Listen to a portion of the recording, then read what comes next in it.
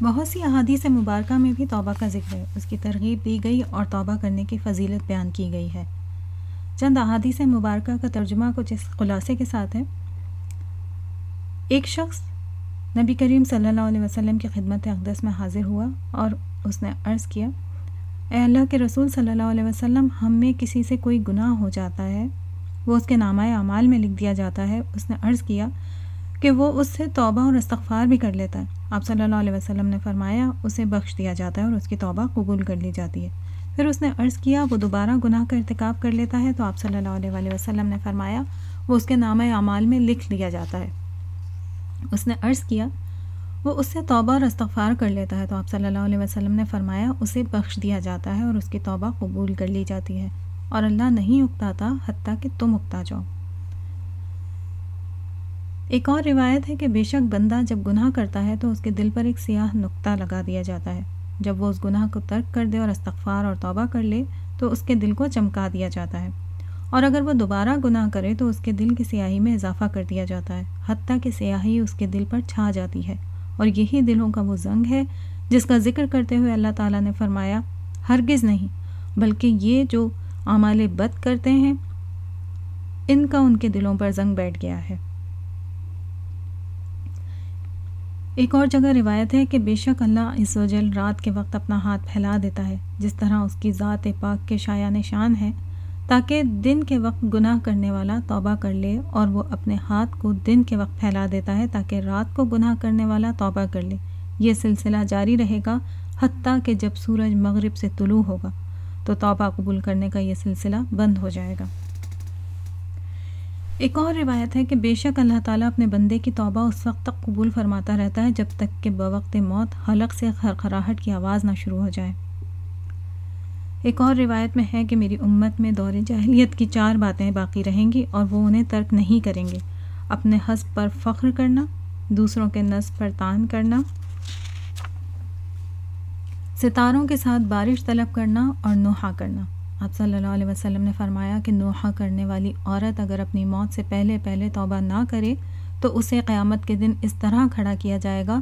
کہ اس کا کرتا گندھک کا ہوگا اور اس کی اوڑھنی خارش والی ہوگی۔ اسی بارے میں ایک اور جگہ روایت ہے کہ نوحہ گری کا تعلق امر جاہلیت سے ہے، اور اگر نوحہ کرنے والی عورت توبہ کیے بغیر مر جائے تو اللہ اسے گندھک کے کپڑے اور دہکتی آگ کی ذرہ پہنائے گا۔ ایک دفعہ کا ذکر ہے، ایک انصاری مسلمان ہوا مگر پھر مرتد ہو کر شرک میں مبتلا ہو گیا۔ پھر اسے ندامت ہوئی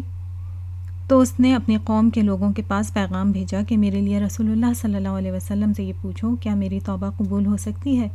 اس کی قوم کے لوگ رسول اللہ صلی اللہ علیہ وسلم کی خدمت میں حاضر ہوئے اور انہوں نے عرض کیا کہ فلاں شخص اپنے گناہ پر نادم ہے، اور اس نے درخواست کی ہے کہ ہم آپ سے یہ پوچھیں کیا اس کی توبہ قبول ہو سکتی ہے۔ تو اس موقع پر سورہ آل عمران کی یہ آیات کریمہ نازل ہوئیں، اللہ ایسے لوگوں کو کیوں کر ہدایت دے جو ایمان لانے کے بعد کافر ہو گئے، جبکہ وہ گواہی دے چکے کہ یہ پیغمبر صلی اللہ علیہ وسلم برحق ہیں اور ان کے پاس واضح نشانیاں آ چکیں، اور اللہ ظالم لوگوں کو ہدایت نہیں دیتا۔ ان لوگوں کی سزا یہ ہے کہ ان پر اللہ کی اور فرشتوں کی اور سب لوگوں کی لعنت ہے، ہمیشہ اس لعنت میں گرفتار رہیں گے، ان سے نہ تو عذاب ہلکا کیا جائے گا اور نہ انہیں مہلت دی جائے گی۔ ہاں، جنہوں نے اس کے بعد توبہ کی اور اپنی حالت درست کر لی تو اللہ بہت بخشنے والا نہایت مہربان ہے۔ اور چونکہ ان کے پاس یہ پیغام واپس بھیج دیا گیا تو وہ پھر مسلمان ہو گئے۔ ایک روایت ہے کہ جو شخص وضو کرے اور خوب اچھی طرح وضو کرے اور پھر یہ کہے میں گواہی دیتا ہوں کہ اللہ کے سوا کوئی معبود نہیں، وہ اکیلا ہے، اس کا کوئی شریک نہیں، اور میں یہ بھی گواہی دیتا ہوں کہ بے شک محمد صلی اللہ علیہ وسلم اس کے بندے اور رسول ہیں، اے اللہ مجھے توبہ کرنے والوں اور پاک صاف رہنے والوں میں سے بنا دے، تو اس کے لیے جنت کے 8 دروازے کھول دیے جاتے ہیں، ان میں سے جس دروازے سے چاہے داخل ہو جائے۔ ایک اور روایت میں ہے کہ جو شخص کسی مجلس میں بیٹھا اور اس نے کثرت سے لغو باتیں کی اور پھر کھڑے ہونے سے پہلے یہ کلمات پڑھ لیے کہ اے اللہ تو اپنی تعریف کے ساتھ پاک ہے، میں گواہی دیتا ہوں کہ تیرے سوا کوئی عبادت کے لائق نہیں، میں تجھ سے بخشش مانگتا ہوں اور تیرے حضور توبہ کرتا ہوں، تو اس سے اس کی اس مجلس کے گناہ معاف کر دیے جاتے ہیں۔ ایک اور روایت ہے کہ جو شخص یہ کہے میں اس عظیم اللہ تعالیٰ سے بخشش مانگتا ہوں جس کے سوا کوئی معبود نہیں، وہ زندہ اور ہمیشہ رہنے والا ہے، اور میں اس کے سامنے توبہ کرتا ہوں تو اس کے گناہ معاف کر دیے جاتے ہیں، خواہ وہ میدان جنگ سے بھاگا ہوا ہو۔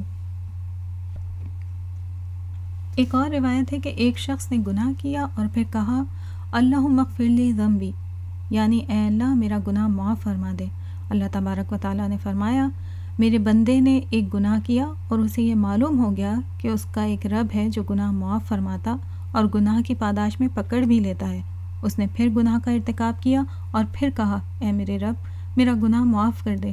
بس اللہ تبارک و تعالیٰ نے فرمایا میرے بندے نے گناہ کیا اور جان لیا کہ اس کا ایک رب ہے جو گناہ معاف فرماتا ہے اور گناہ کی پاداش میں پکڑتا بھی ہے۔ اس نے پھر گناہ کا ارتکاب کیا اور پھر کہا اے اللہ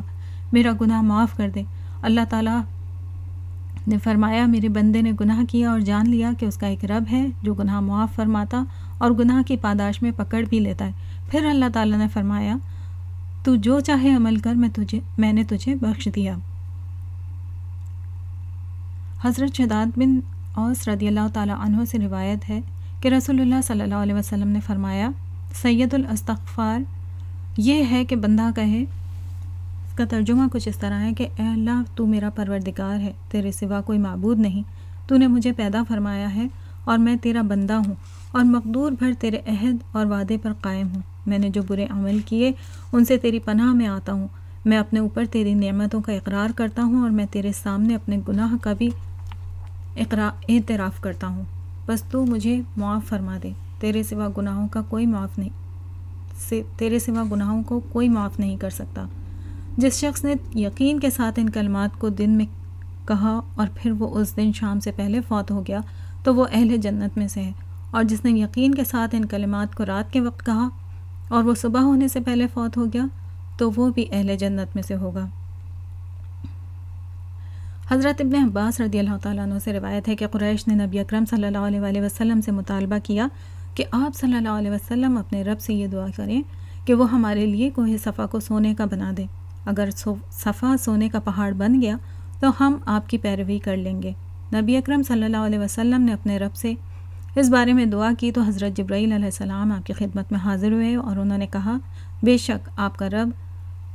آپ کو سلام کہتا ہے اور فرماتا ہے کہ اگر آپ چاہیں تو صفا ان کے لیے سونے کا پہاڑ بن جاتا ہے، اور پھر اس کے بعد ان میں سے جس نے کفر اختیار کیا تو اسے میں ایسا سخت عذاب دوں گا کہ دونوں جہانوں میں کسی اور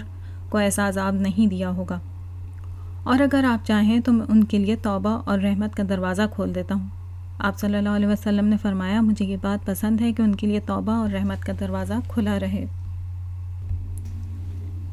حضرت عبداللہ بن عمر رضی اللہ تعالیٰ عنہ سے روایت ہے کہ رسول اللہ صلی اللہ علیہ وسلم یہ دعا فرمایا کرتے تھے اے میرے پروردگار تو میری مدد فرما اور میرے خلاف کسی اور کی مدد نہ فرما، اور مجھے کامیابی عطا فرما اور میرے خلاف کسی اور کو کامیابی نہ عطا فرما،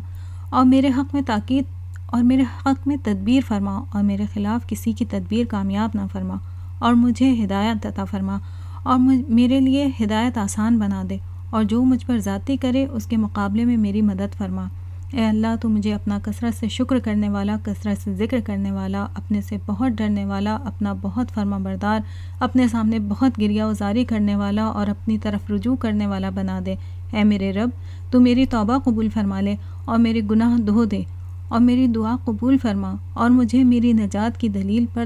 ثابت قدم رکھ اور میری زبان درست رکھ اور میرا دل ہدایت پر قائم رکھ اور میرے سینے سے کھوٹ نکال دے، آمین۔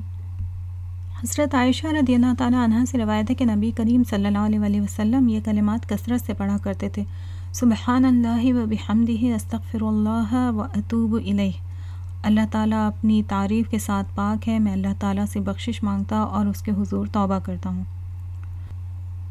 میں نے عرض کیا اے اللہ کے رسول صلی اللہ علیہ وسلم آپ یہ کلمات کثرت سے پڑھتے ہیں؟ آپ صلی اللہ علیہ وسلم نے فرمایا میرے رب نے مجھے یہ خبر دی ہے کہ میں عنقریب اپنی امت میں ایک علامت دیکھوں گا، اور جس وقت اسے دیکھ لوں تو ان کلمات کو کثرت سے پڑھوں۔ بس میں نے اس علامت کو دیکھ لیا ہے، اور وہ علامت یہ ہے